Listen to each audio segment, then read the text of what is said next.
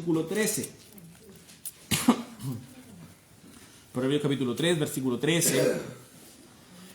Dice lo siguiente: bienaventurado el hombre que halla la sabiduría, que obtiene la inteligencia, porque su ganancia es mejor que la ganancia de la plata y su fruto es más que el oro fino. Más preciosa es que las piedras preciosas, y todo lo que puede desear no se puede comparar a ella. Largura de días está en su mano derecha, en su izquierda riquezas y honra. Sus caminos son caminos deleitosos, y todas sus veredas paz. Me gustaría que me acompañaran orando, por favor. Padre Celestial, doy muchas gracias porque nos podemos congregar hoy también en la tarde, y te pido de que guíes la enseñanza de tu palabra, Señor, que aquí Cristo sea magnificado, que tú te lleves la gloria y no yo, y que el mensaje pueda ser de edificación para los oyentes, así como lo ha sido para mí también. Doy muchas gracias por todo esto y te encomiendo este mensaje en el nombre de tu Hijo Jesús. Amén. Ok, entonces tenemos aquí Proverbios capítulo 3. Entonces yo hace algunas semanas estaba leyendo los Salmos y estaba tratando de encontrar un buen texto. De hecho estuve a punto de hablar de el Salmo 145, que dice: te exaltaré, mi Dios, mi Rey. Y hay un canto, y de hecho yo estaba planeado, ya vamos a cantar este canto, voy a leer ese Salmo, pero al final decidí escoger Proverbios capítulo 3, el versículo 13. Es un proverbio que en lo personal he leído en muchas ocasiones, ya que cada vez que tú empiezas el libro de Proverbios y empiezas desde el inicio, el tercer capítulo es el capítulo 3, sorpresa. Y es muy lleno de contenido. Los primeros capítulos llenos de contenido relacionados con la sabiduría. La sabiduría. Cuando tú lees la palabra sabiduría, no necesariamente se refiere a conocimiento puro, sino cómo utilizar ese conocimiento. Es la capacidad de tomar buenas decisiones, va más allá de simplemente haber memorizado muchos libros. Una persona puede saber mucho y aún así ser muy necia. La sabiduría va más allá de simplemente acumular conocimiento en tu cabeza, sino el saber cómo usarlo.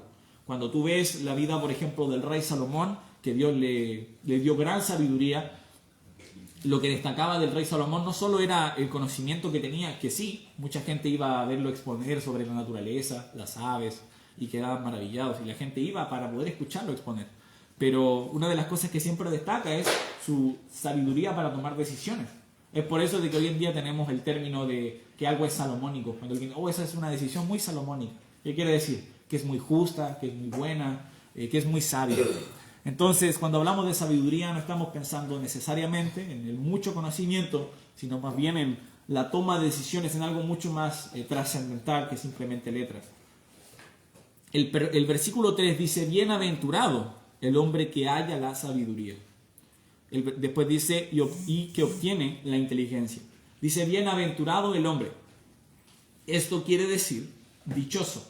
Cuando tú lees la palabra bienaventurado, a lo mejor empiezas a leer al inicio de Mateo, en capítulo 5, cuando Jesús predica su famoso sermón, el sermón del monte, y él dice: bienaventurados, bienaventurados, y esa parte del sermón se le suele llamar las bienaventuranzas. Bienaventurados quiere decir que le va bien a la persona que hace lo siguiente. Entonces, bienaventurado, y aquí nos dice el hombre que haya la sabiduría, es decir, dichoso, que le va bien, que Dios le bendice. Este versículo nos está diciendo de que Dios prospera a quien posee la sabiduría, pero no solo a quien la posee, sino a quien la halla o quien la encuentra. Entonces tú ya de inmediato puedes notar que este versículo nos dice que la sabiduría no es algo con lo que necesariamente tú naces. No es como, es verdad de que algunas personas pueden ser en algunas áreas más intelectualmente superiores que otras, Dios nos ha hecho diferentes, pero la sabiduría es algo que se encuentra. Dice: bienaventurado el hombre que halla la sabiduría y que obtiene la inteligencia. Son dos verbos que implican de que yo tengo que buscar algo, yo tengo que hacer un trabajo para obtenerlo. Entonces, es algo muy interesante porque cuando tú piensas en la palabra bienaventurado, y a lo mejor una palabra un poquito más moderna, en el sentido, algo que tú ocupes en el día a día, la palabra dichoso, o quizás, aunque no creemos mucho en esto de ¡ay, qué suerte tuvo!, pero la palabra afortunado o bendecido, tú quizás no piensas de inmediato en la sabiduría. Quizás cuando ves a una persona y tú estás diciendo: no, esa persona es muy bendecida, tú en lo que piensas quizás es en cosas materiales, si es que tu mente es a veces como la mía, o como tú tienes el concepto que el mundo considera el éxito. Es decir, tú ves una persona que a lo mejor tiene mucho éxito en el área laboral y tú dices: oh, él es bendecido, él es dichoso. o ves a una persona que tiene muchas posesiones y dices, no, él es dichoso, él es bendecido.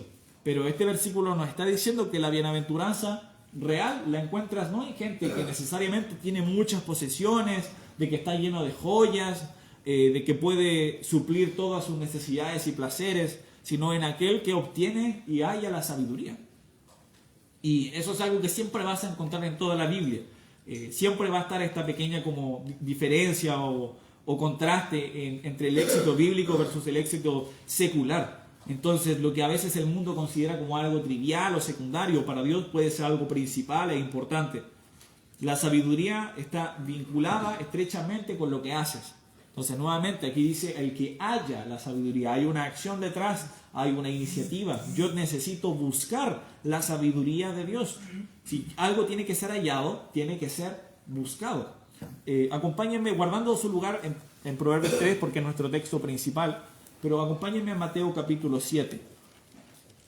En Mateo capítulo 7, si lo pueden buscar conmigo, por favor. Mateo capítulo 7. Vamos a estar leyendo un versículo, el versículo 7. Dice, pedid y se os dará, buscad y hallaréis, llamad y se os abrirá, porque todo aquel que pide, recibe, y el que busca, halla, y al que llama, se le abrirá. ¿Qué hombre hay de vosotros que si su hijo le pide pan, le dará una piedra? ¿O si le pide un pescado, le dará una serpiente? Pues si vosotros, siendo malos, sabéis dar buenas dádivas a vuestros hijos, ¿cuánto más vuestro Padre, que está en los cielos, dará buenas cosas a los que le pidan? Hace una semana yo había podido visitar a una familia aquí de la congregación. Voy a ser discreto, pero es una anécdota bien bonita. Y se me acercó uno de los pequeños de la familia. Y me dijo, yo quiero todas estas cosas para Navidad. Así. Tiene una lista bien bonita. Y ¿saben qué? Él tiene buenos padres. Entonces ellos le hicieron regalos. Y ¿saben qué? La Biblia nos está diciendo aquí una comparación bien interesante. Los padres terrenales siempre hacen su mejor esfuerzo. De hecho, en otro pasaje, cuando tú lees en Hebreos 12, dice que ellos disciplinan como a ellos les parece. Y ellos, los padres, siempre hacen un gran trabajo.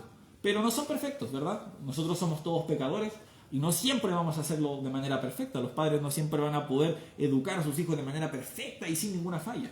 Pero hacen un gran trabajo. Entonces, ¿cuánto más Dios? ¿Cuánto más Dios cuando nosotros nos acercamos en la oración va a responder nuestra oración? ¿Qué buen padre? Y es una pregunta retórica. ¿Qué buen padre si su hijo le pide pan le va a dar una piedra? Nadie. Si tu hijo le dice, ¿sabes qué, papá? Tengo hambre, con un pancito con jamón y queso, y agarra una piedra así y le dice, toma, come. Ningún padre haría eso.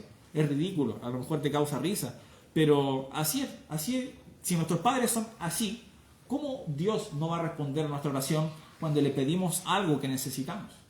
Entonces, si tú te acercas a Dios para pedir sabiduría, Dios está con los brazos abiertos, dispuesto a darte toda la sabiduría que tú necesitas. Pero es algo muy importante de que cuando tú te acercas a Él, puedes estar pidiendo sabiendo que tú vas a recibir y Dios va a contestar tu oración. Uy, sonó como ruso, tu oración.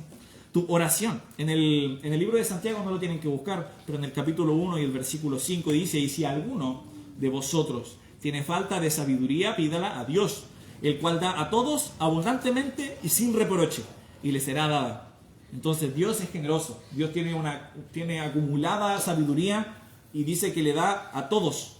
Entonces no es como que nosotros acá en la iglesia oramos por sabiduría y dicen, ya, le voy a dar sabiduría a Maika, le voy a dar sabiduría a hermano Pablo, al pastor no, a él no le voy a dar sabiduría. No, Dios le da a todos.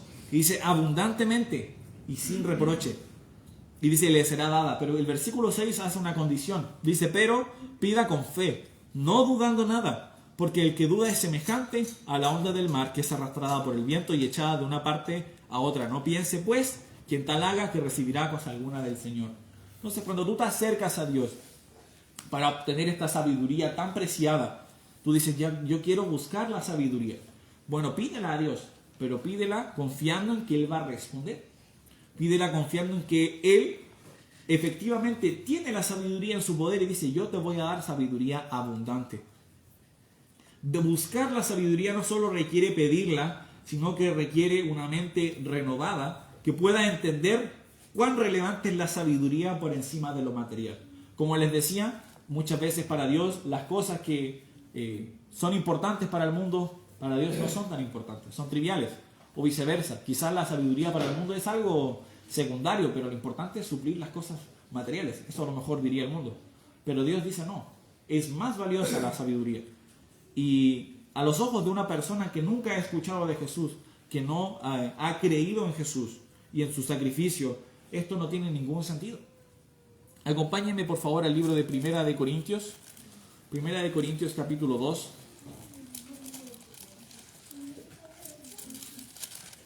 Vamos a Primera de Corintios capítulo 2. Vamos a comenzar leyendo en el versículo 11.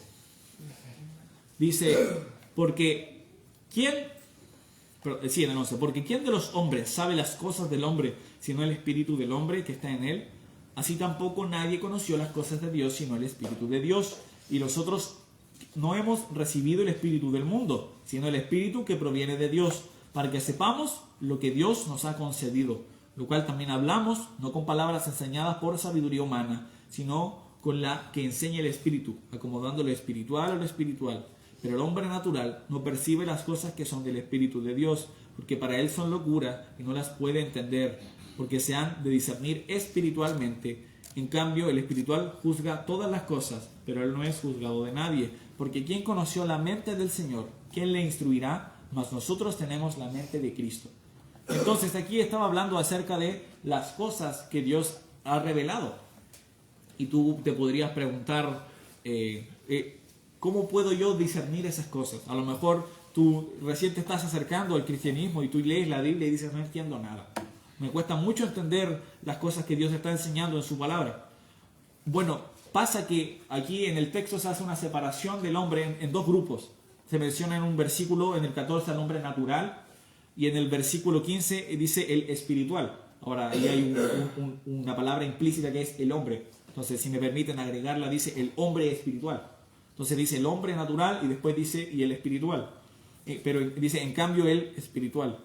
Y a lo que se está refiriendo es a aquellas personas que no han recibido el Espíritu de Dios.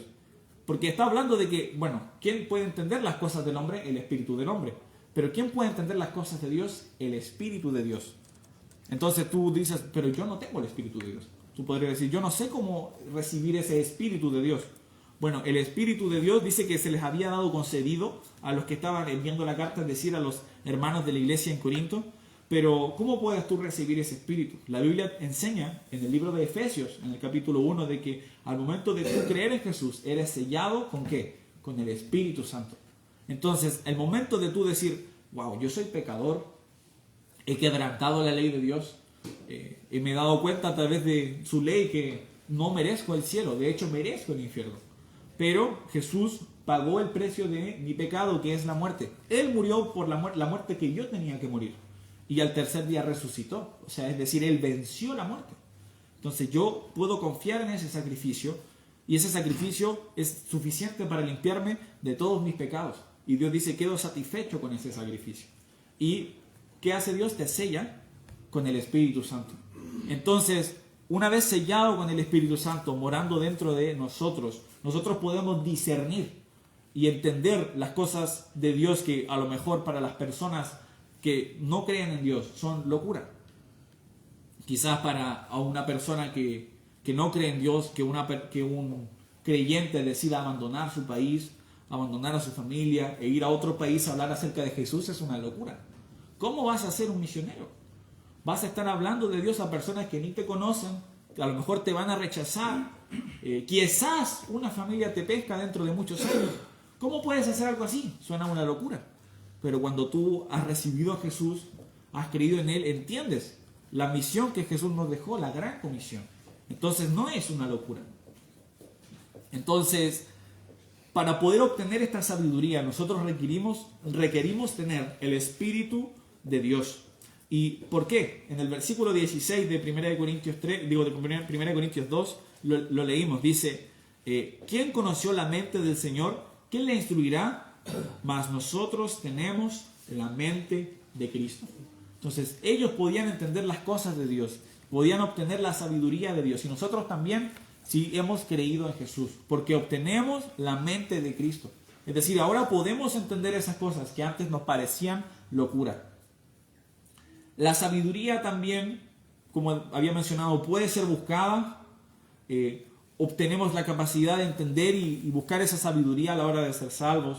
Y también tiene su principio en el temor a Dios.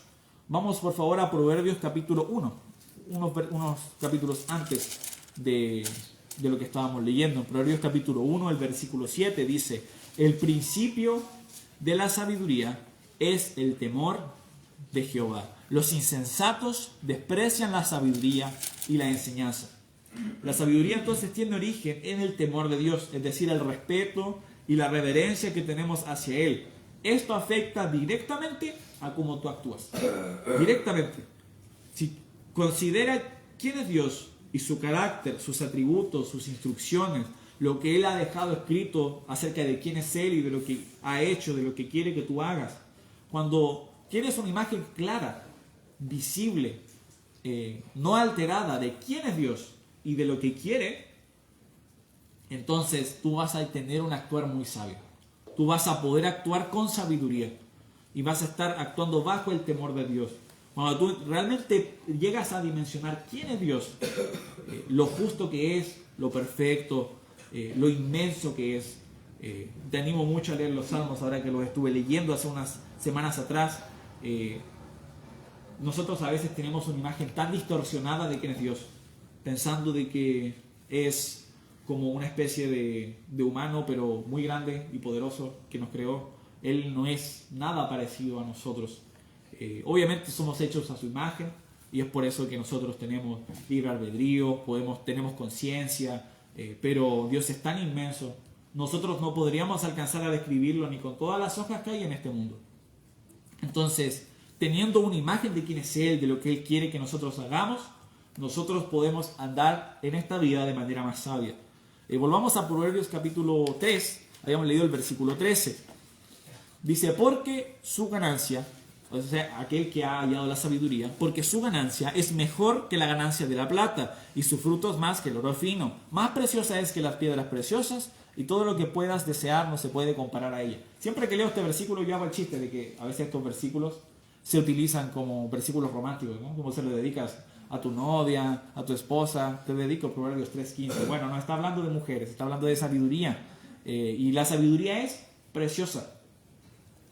Una vez, más de una vez, he escuchado, y yo creo que quizás tú lo has escuchado, la frase: nada es gratis en esta vida. Creo que todos alguna vez lo han escuchado.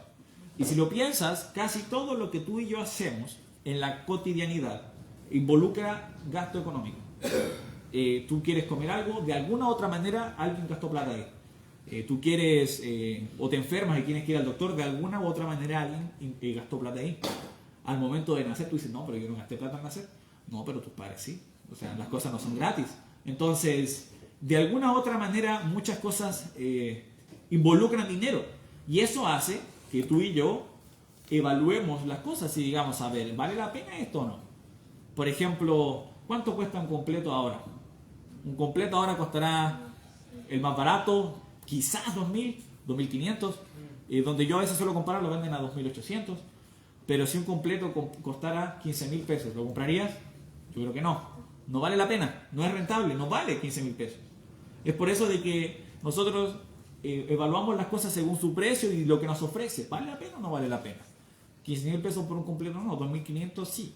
Entonces, el completo tiene un límite de precio. Bueno, la sabiduría, y así como muchas cosas que puedes encontrar en la Biblia, suelen ser descritas como más valiosas que las piedras preciosas o más valiosas que el oro refinado. ¿Y por qué encuentras versículos así? Como por ejemplo el versículo 15, que nos dice que más preciosa es que las piedras preciosas. O en el 14 dice: su fruto es más que el oro fino. Es decir, las consecuencias de una persona que encuentra la sabiduría son mucho más valiosas que el oro refinado. ¿Por qué?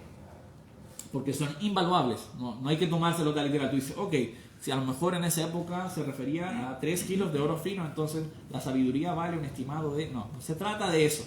Se trata de que, así como tú y yo a veces ponderamos las cosas según qué tan rentable es, la sabiduría O por ejemplo en otras partes de la Biblia habla de la mujer virtuosa, dice que su estima es mayor que las piedras preciosas. Cuando la Biblia habla de cosas importantes, suele compararlo con lo que terrenalmente para nosotros es valioso, para mostrarte de que es invaluable, no tiene precio. La sabiduría, cuando tú la encuentras, es invaluable. Es decir, cualquier cosa que tú puedas colocar al lado no vale la pena. No vale la pena invertir tu tiempo en el trabajo cuando lo podrías estar invirtiendo en buscar y encontrar la sabiduría. Y eso es algo que cambia completamente el paradigma de cómo nosotros hacemos las cosas, las decisiones que tomamos, las personas con las que nos relacionamos. No tiene un valor. El versículo 16 me gusta porque nos muestra un poco de las consecuencias que hay de nosotros haber encontrado la sabiduría. Dice, largura de días está en su mano derecha. Tú cuando encuentras la sabiduría en este libro perfecto, te voy a decir algo bien simple. Tomar decisiones sabias te hace vivir más. Yo no sé si has visto, yo creo que lo he visto muchas veces, pero es un estilo de meme que dice, ¿por qué los hombres viven menos? No sé si te has dado cuenta. Y algún hombre haciendo alguna tontera. No sé, se tiraba a nadar al lado de un cocodrilo o algo así. ¿Por qué los hombres? La idea del meme es que los hombres están tomando decisiones tontas. Y es por eso que mueren antes. Y obviamente es un meme. Pero sí hay cierta realidad en el hecho de que si tú tomas decisiones necias, decisiones poco sabias, no te sorprendas si tu vida termina pronto. Es por eso de que la sabiduría alarga la vida. Por ejemplo, si tú estudias la Escritura y encuentras sabiduría, te vas a dar cuenta de que, por ejemplo, tu alimentación es importante. Depende de cómo te alimentes, depende del ejercicio que hagas, depende de todos estos aspectos, la salud que vas a tener. Y si tú eres una persona que vive de manera desenfrenada, comiendo lo que quiere y invirtiendo su tiempo y el cuidado de su cuerpo de manera negligente, siendo un mal mayordomo de su cuerpo, entonces eso no es sabio y vas a llegar a la tumba antes que los demás. Si tú piensas en el matrimonio, la Biblia habla mucho acerca de eso.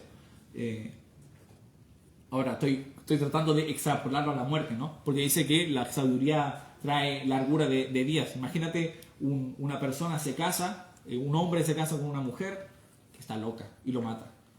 Eso fue porque tomó una mala decisión en cuanto al matrimonio. Las amistades. ¿Con quién te juntas y cómo lidias con esas juntas? A lo mejor tienes juntas que te incentivan al alcohol, al consumo de sustancias. ¿Y eso qué va a hacer? Que tus días en esta tierra se acorten. A lo mejor tú pides consejo a personas que no tienen experiencia o que son malos referentes. La Biblia nos advierte en el Salmo de que es bienaventurado, en el Salmo 1, que no anduvo en consejo de malos. Entonces, no es bueno pedir consejo a cualquier persona. Y si tú eres negligente con eso, entonces probablemente tu estadía en esta tierra va a ser más corta.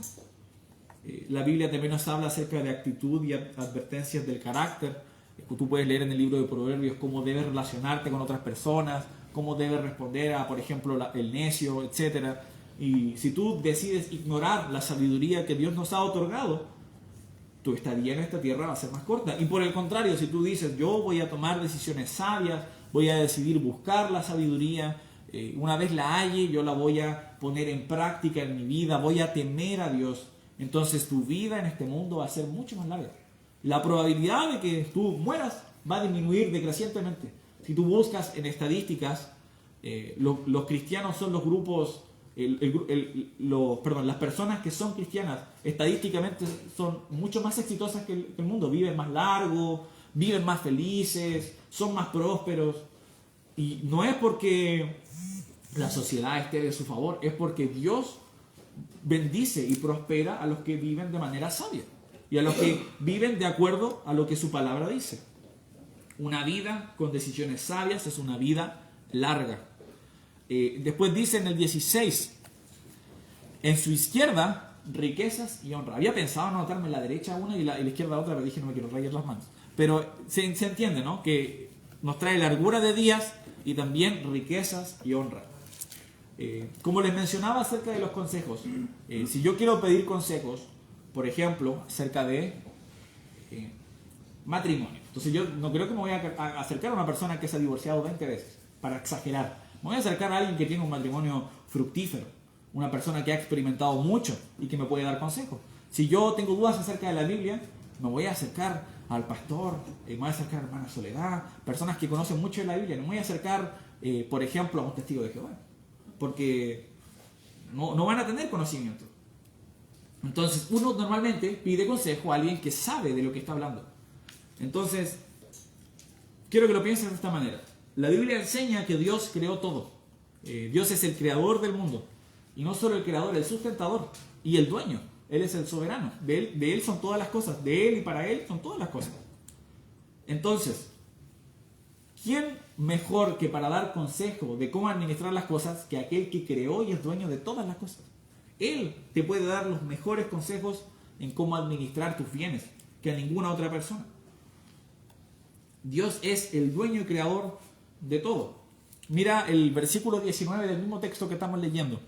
Dice, Jehová con sabiduría fundó la tierra y afirmó los cielos con inteligencia. La sabiduría que viene de Dios es tan grande que fue la que Dios utilizó para formar todo lo que tú ves. Y si tú a lo mejor estudias un poco la ciencia, te das cuenta de que hay una complejidad tremenda detrás. Todas las relaciones que hay entre los seres vivos, las relaciones que hay entre las leyes de la física para que nosotros estemos vivos hoy en día, es algo que claramente apunta a un creador. Entonces tú ves detrás de eso y dices sabiduría. Y esa es la sabiduría que nosotros podemos obtener si la buscamos. Y eso va a generar prosperidad en nosotros. Ahora, yo no quiero parecer alguna especie de estos falsos maestros que enseñan la prosperidad y dicen, no, si tú das todo tu dinero a la iglesia, Dios te va a dar un auto nuevo y una casa nueva. Mientras más grande sea tu prueba, más grande debe ser tu ofrenda. Eso es dañino, eso es mentira. Nosotros no tenemos que jamás creer a personas que se preocupan solamente del dinero. Pero la Biblia sí nos da consejos acerca de cómo administrar nuestro dinero de manera sabia. Una persona que vive de manera sabia, teme a Dios, constantemente se acerca humildemente para pedir la sabiduría. Su vida se ve impactada en todas las áreas, todas. La familia, lo laboral, lo personal, todo se ve impactado. Y el área financiera también es eso. Por ejemplo, la sabiduría de Dios, la Biblia nos enseña mucho acerca de cómo nosotros debemos relacionarnos con el dinero. Por ejemplo, acompáñenme a Proverbios 22, el versículo 7. Proverbios 22, el versículo 7.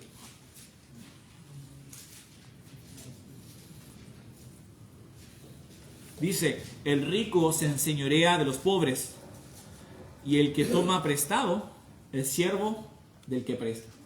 Entonces, aquí tú encuentras versículos que nos muestran lo dañina que es, por ejemplo, la deuda. Muchas veces para nosotros la salida sencilla es endeudarnos. Y la verdad es que nosotros deberíamos huir de la deuda. Es muy dañina.